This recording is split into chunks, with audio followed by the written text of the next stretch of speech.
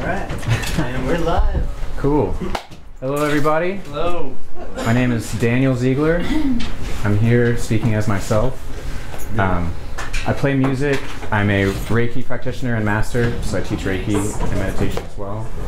But I'm here to talk about basically what he just talked about. I'm here to talk about meditation and then the goal of meditation, which is to not need to meditate anymore. So that's what we'll talk about.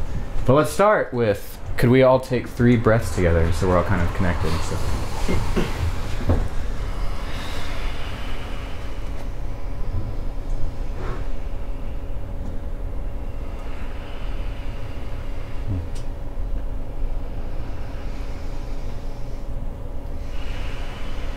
Thank you.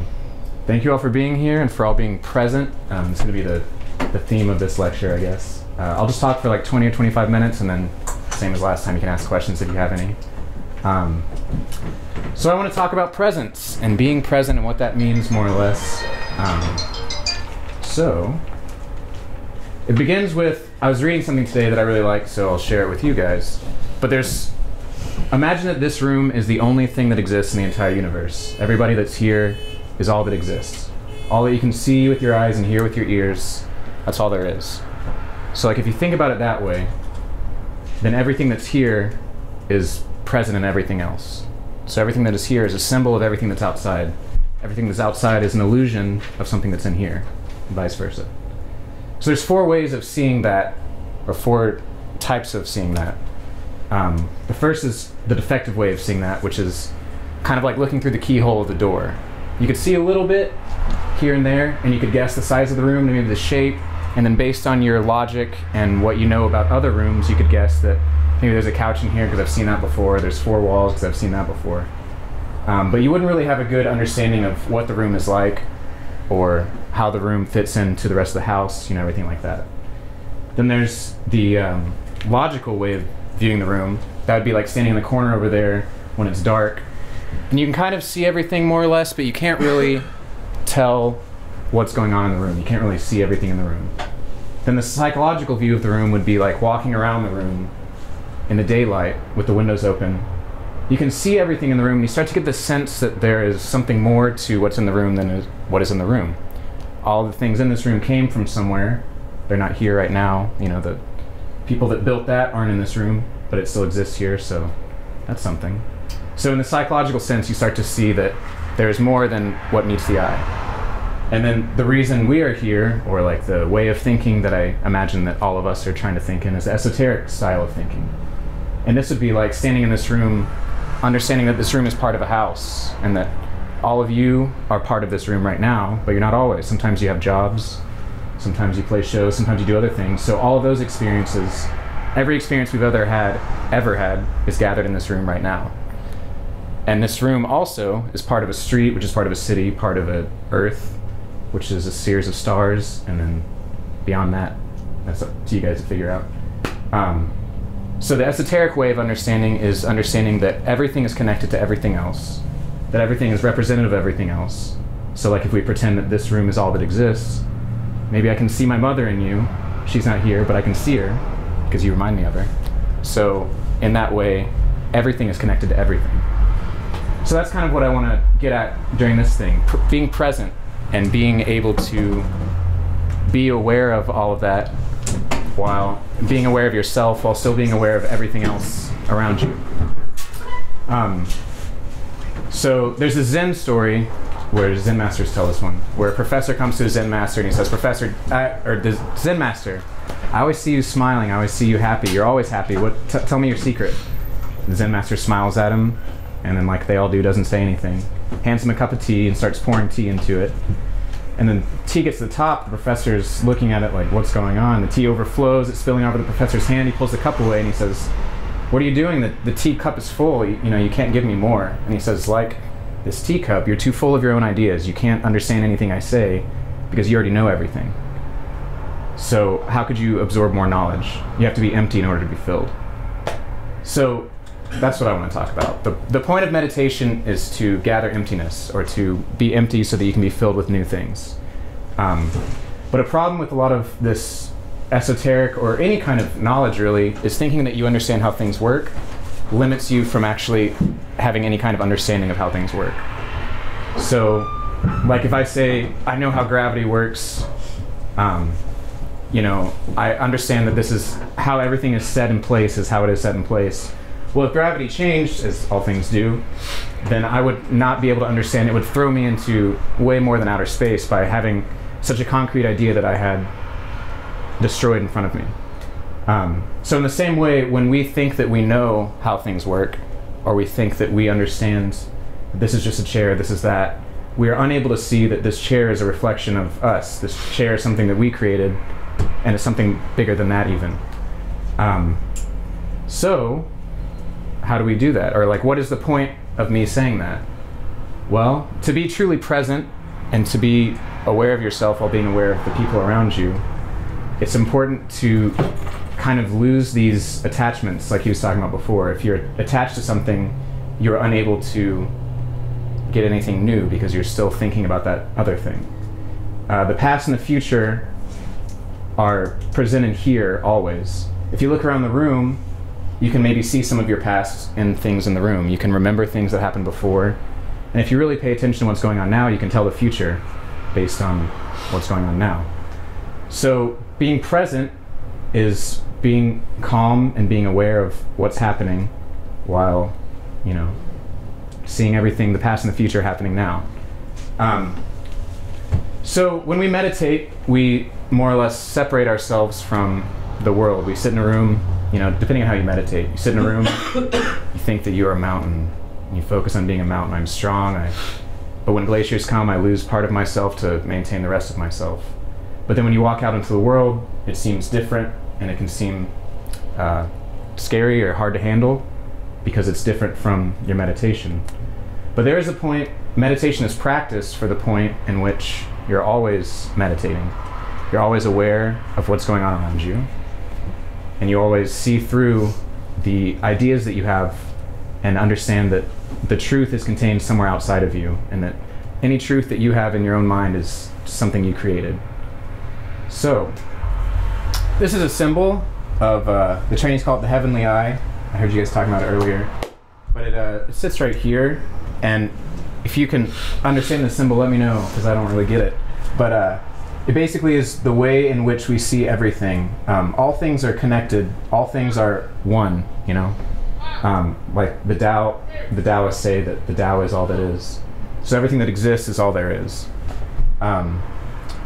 Squaring the circle, I think is what it's called. Yeah, squaring the circle. I did figure out that the radius of the circle was equal to the side of the small square. So. Ah. Our mathematician speaks. Yeah.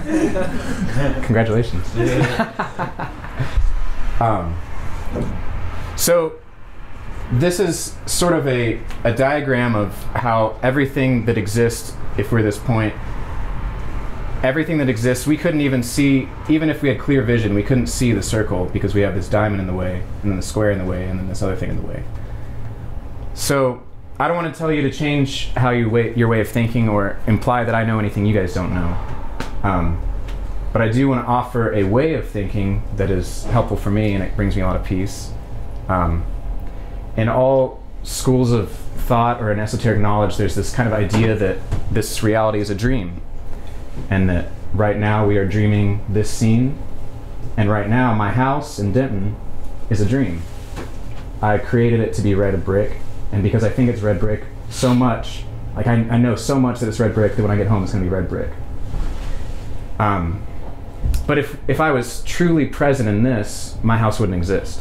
If I was truly present in this moment, this would be all that there is to me. And then when I leave this room, that's all there is to me. When I get in my car is the only thing that exists. My house isn't real.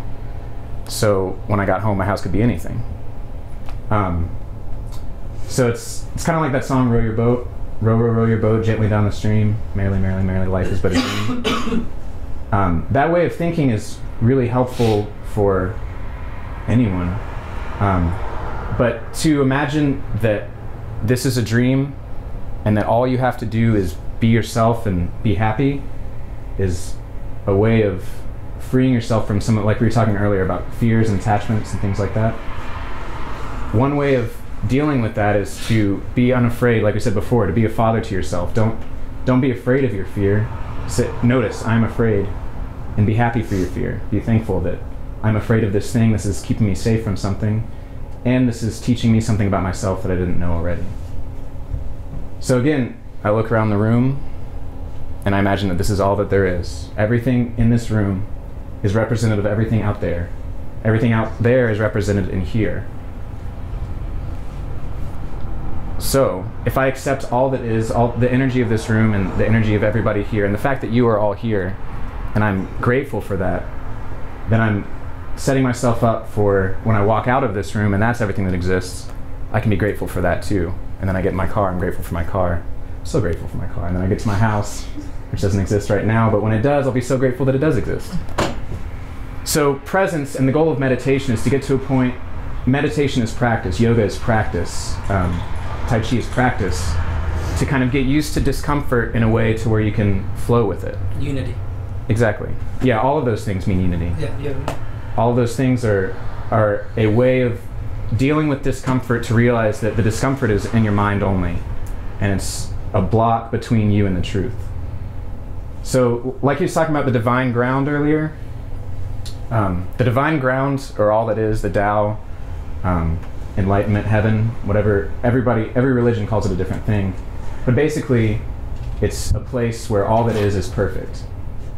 I believe that we are in heaven, we are in that place. I think that everything is perfect, and that our experience is a way of us reminding ourselves that everything is perfect.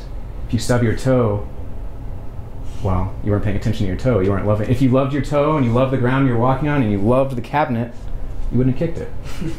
So, how do we get to that point? You know, how do we get to the point where we love everything around us? We love ourselves, and through ourselves, we love all reflections of us, you guys. And then through us together, we love all reflections of everything else, which is everything outside the room. Well, start by saying that all is perfect. Start saying that to yourself. When you're feeling uncomfortable, that's perfect. You know, that's you telling yourself you're not loving something in this room. And so just realizing I'm uncomfortable. I mean, if you stop for a second and think about your body. Notice any discomfort in your body. If you're feeling uncomfortable at how you're standing, or sitting, you guys are sitting. But if you feel uncomfortable at how you're sitting, and you say, like, my left knee is uncomfortable, then all of a sudden, it's not uncomfortable. You've acknowledged that it is, and then it just is. So this is a type of meditation that starts with, maybe it's good to start by yourself and to just look at your room. Everything in this room is perfect. You know, my room is perfect. My eyes are perfect. In The Art of Mindfulness, I love this. He says, my eyes are perfect. I have perfect eyes. I smile with my eyes. And then he looks around the room. And then he says it again. I have perfect eyes. I smile with my eyes. And his voice changes a little bit. And he looks around the room again. And he says it again. So if you think that to yourself, I have perfect eyes. I smile with my eyes. Then everything you see, you can't see ugliness through that. And then if you then think, I have a perfect house, I smile with my house, I clean my house so that my house smiles. I have a perfect body, I work out my body so that my body can smile.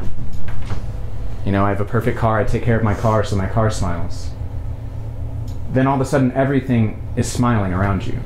And then when you start to see other people that way, you start to see, you know, your perfection in other people. It sounds a little ridiculous, but when you start to see your perfection in everyone around you, then you realize that everyone around you is perfect too, and they're going through the exact same thing you're doing. They're thinking the same things that you are. So if you're sitting there thinking, that person doesn't like me, I can bet that they don't like you. But I also bet that it's because you don't like them. Like, that's how the whole gig started.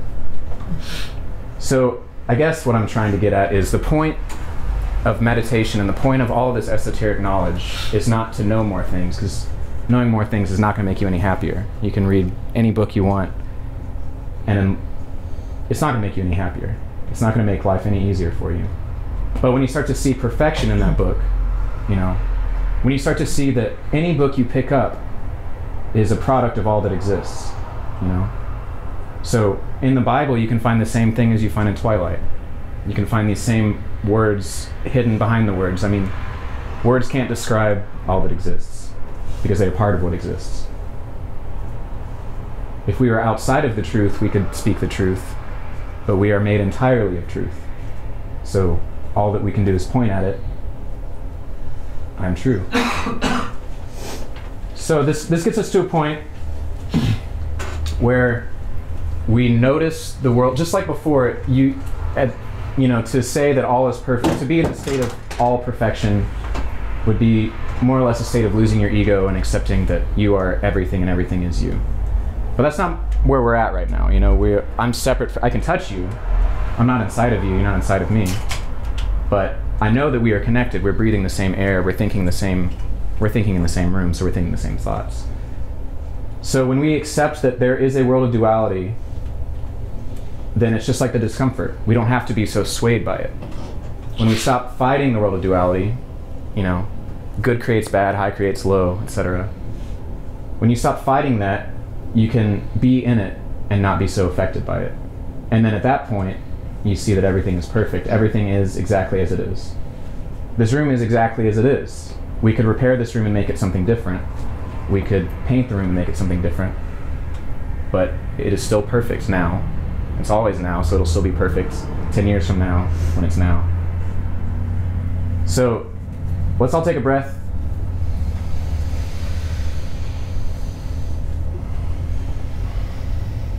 And think to yourself, or say it out loud. I have perfect eyes, I smile with my eyes. I have perfect eyes, I smile with my eyes. Now look around the room.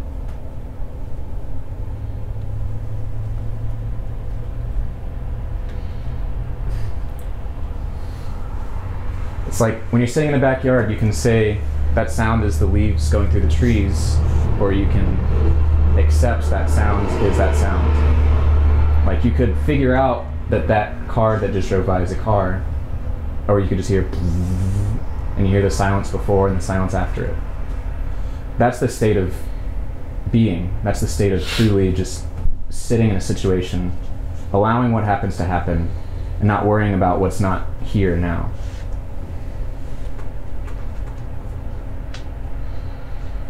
So, to sum up, everything around you is screaming at you.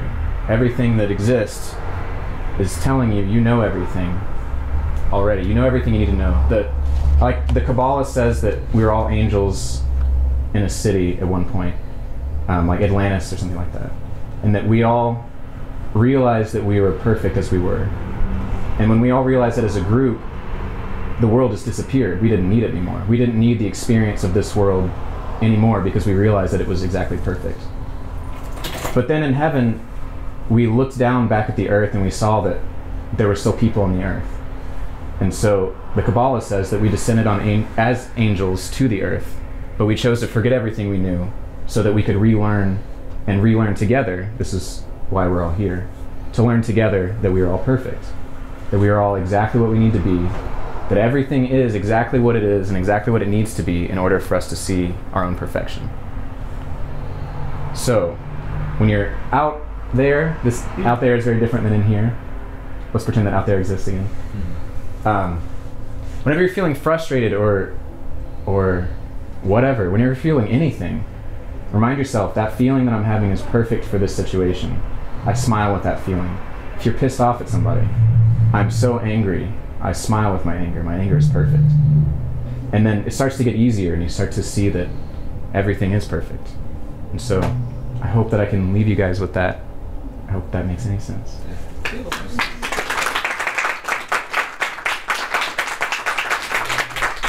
you guys have any questions? Cool. All right. So we'll take another break real quick. Who else is, oh wait, we got Chris going, right? Yeah. Yeah. Okay, you want to take a break or you want I want to take a break. Start? Okay, all right. Good job, man.